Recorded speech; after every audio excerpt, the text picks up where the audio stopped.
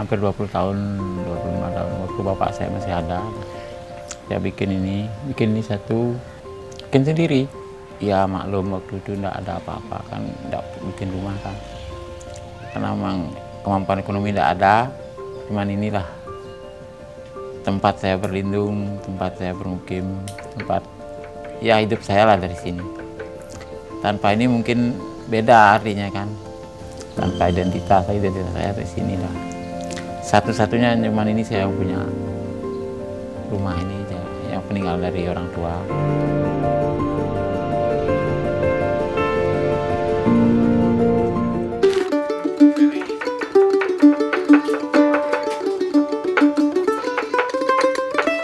Saya punya 3 anak, istri, menantu, dan cucu.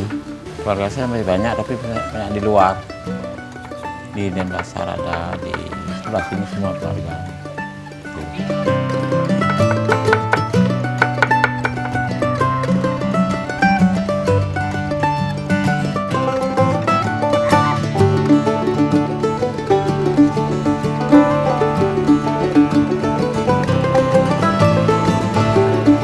Pada hari Raya Galung itu katanya tamu leluhur kita datang semua gitu.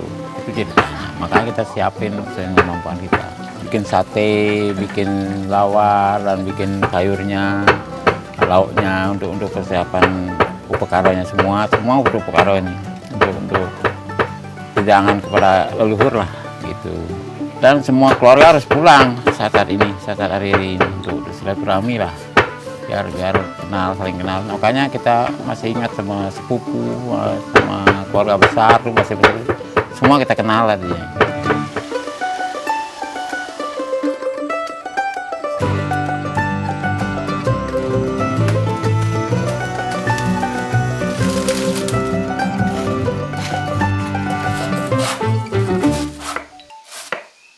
Tomorrow that means the big day.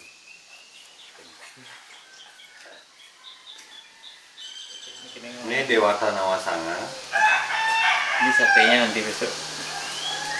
Pak Dewa membuatkan satenya untuk besok. Ini ada angka 9, ini Neptunya. Ada 7 di timur. Tomorrow will be delicious taste because that fat will be dry. Oh, cool, huh? So it's not all for offering, you also eat it sometimes. After offering, you could be eat it. You could be, because we have to believe it. Offering, our God will be blessing. The blessing in the meat, in the fruit, in the cake, and whatever, you could be taken from there.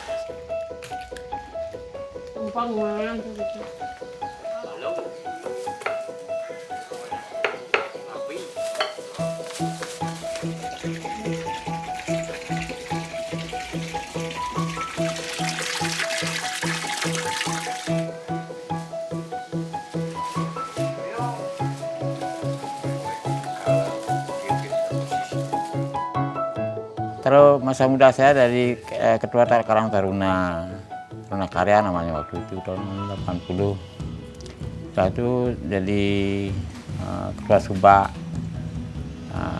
pendiri Subak sini, Subak Caturayu ini. Setelah kedua kali saya mundur, sekarang lagi dipilih untuk pilihan Subak juga gitu. Dua posisi saya sekarang pilihan Puro. Untuk itu udah ngatur untuk upacara, untuk ada kematian, kegiatan di masyarakat itu semua kita atur. Itu. Saya berusaha sekali untuk kesejahteraan masyarakat ini lewat pertanian. Pertanian itu kan dalam arti luas kan perkebunan dan yang lain-lain. Sehingga terawatlah lingkungan ini seperti asal mulanya gitu. Kita ditinggal dikasih warisan seperti ini kan kita memelihara. Kalau dulu Mbak sini, waduh, semrawut sekali. Orang-orang tidak peduli dengan lingkungan, sama sekali tidak peduli. Ya lahan yang sekecil-kecil inilah kita manfaatkan. Kalau ukurnya kan kita yang paling rendah di segi ekonomi kan. Kok bisa kan itu? Mudah-mudahan itu dipakai ukuran orang-orang. Dia merasa lebih besar kan lebih gampang dia bergeraknya gitu, mudah-mudahan seperti itu. inilah tugas saya sebenarnya sekarang, untuk mengembangkan masyarakat sehingga masyarakat saya bisa sadar lingkungan. Mungkin zaman sudah berubah, pemikiran orang-orang juga mulai melihat ke sana nanti. Mudah-mudahan ke depan lebih baik lagi. Saya tidak punya apa-apa, Mas. Dek, punya kemauan aja sama kemauan untuk hidup aja. Kalau bahan seperti orang-orang lain itu kan punya harta benda, tanah dan lain sebagainya, itu banyak orang punya. Kalau saya enggak. Sampai-sampai saya dapat uang pesangon dari teman dari Australia. Jadi Tenonep namanya. Dia dapat uang pesangon setahun sekali dikirim dah ke saya untuk makan. Makanya saya sedih sekali waktu itu. Semua hidup saya ditanggung oleh orang lain gitu.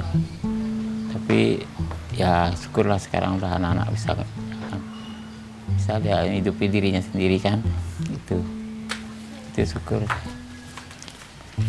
Itu udah, makanya saya tidak segan-segan untuk berbuat apa saja saya bisa berbuat, pasti saya akan lakukan demi untuk masyarakat, demi untuk orang lain, karena hidup saya juga dari orang lain.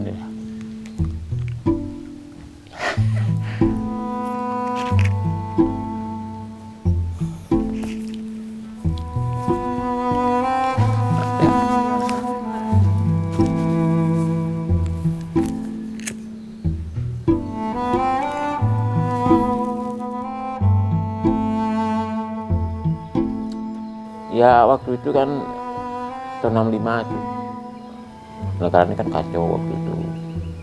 Kakak saya nomor 2 hilang, udah ke dokter muda aja.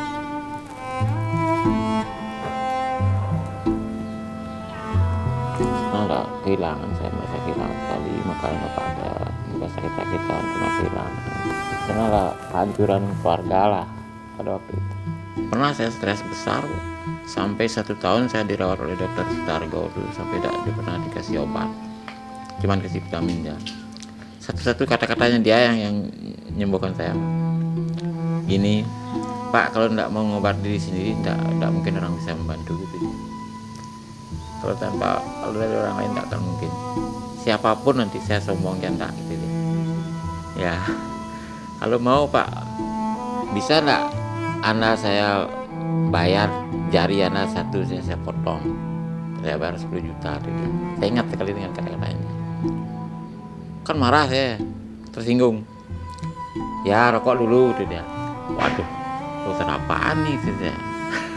Kok bisa gini, jangan campur-campur. Artinya gini gitu dia. Nantinya setelah habis kasan dulu, pulang-pulang semua, kita masih di sana duduk.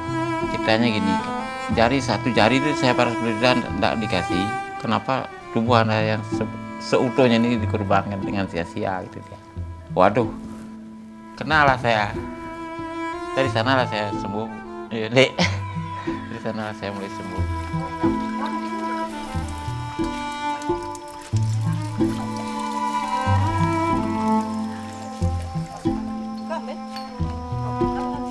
Untuk hidup saya udah cukup segini. Yang penting saya bisa berbuat apa saja nanti di desa ini, demi desa ini. Belum pernah saya memikirkan saya dapat apa dari sana, belum pernah saya berbuat apa untuk kelahiran saya, cuman itu aja satu.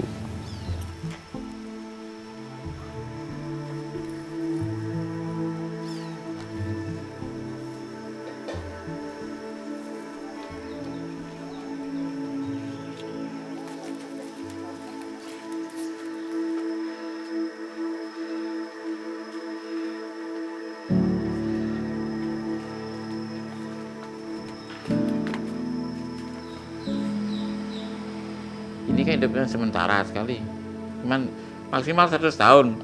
Kalau dalam 100 tahun itu kita tidur aja 50 tahun kan, 50% untuk tidur kan, untuk berbuat kan hanya 50%. Kalau kita hidup 100 tahun, kayaknya 50 tahun kan untuk bekerja.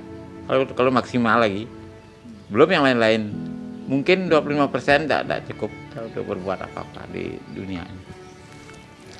Ya, minimal lah kita ngomong tuh jangan menyakiti yang lain gitu. Itu yang kita udah modal kan, modal dari alam kan. kan tidak kita beli kan, itu ceritanya. Minimal itu saya berusaha biar tidak menyakiti.